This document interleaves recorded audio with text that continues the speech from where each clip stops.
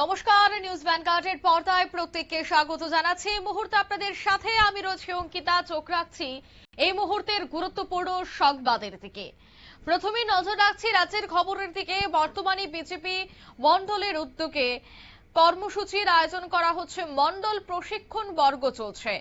এবার 28 তেলিয়ামুড়া মণ্ডলের উদ্যোগেও পণ্ডিত দীনদয়াল উপাধ্যায় প্রশিক্ষণ মহা অভিযান শিবিরের সূচনা তেলিয়ামুড়ার কবি নজরুল দ্বাদশ শ্রেণী বিদ্যালয়ে। বিজেপি স্থানীয় মণ্ডল কমিটির উদ্যোগে এদিনের এই অনুষ্ঠানটির আয়োজন করা হয়েছে, যেখানে উপস্থিত ছিলেন এলাকার বিধায়িকা কল্যাণী সাহা রায়। প্রদীপ জ্বালিয়ে অনুষ্ঠানের সূচনা হয়। দুদিন ব্যাপী চলবে এই প্রশিক্ষণ।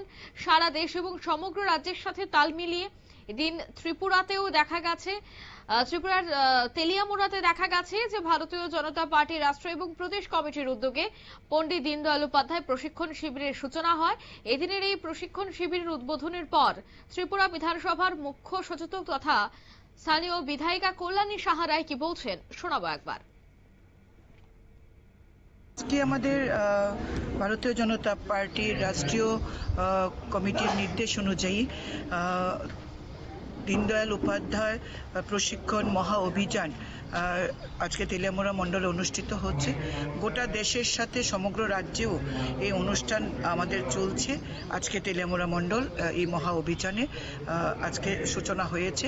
দুদিন ব্যাপী আমাদের এই অনুষ্ঠান চলতে থাকবে, যেখানে ভারতীয় জনতা পার্টির নীতি, আদর্শগত ভিত্তি এবং ভারতীয় জনতা পার্টির ইতিহাস এবং ভারতীয় যে সংস্কৃতি, সংস্কার বোধ, সাংস্কৃতিক চেতনা, তার উন্মেষ যাতে ভারতীয় জনতা পার্টির কার্যকর্তাদের মধ্যে হয় এবং দীনদয়াল উপাধ্যায়জির যে একাত্ম মানবতাবাদ, এই দর্শনকে ভারতীয় জনতা পার্টির বুথ পর্যন্ত নিয়ে যাওয়া, ভারতীয় জনতা পার্টির কার্যকর্তাকে সমৃদ্ধ করে তোলা এবং সমাজের অন্তিম ব্যক্তি তাকেও প্রাদপ্রদীপে এনে তার জীবনকেও সমৃদ্ধশালী করে তোলা, এটা ভারতীয় জনতা পার্টির লক্ষ্য।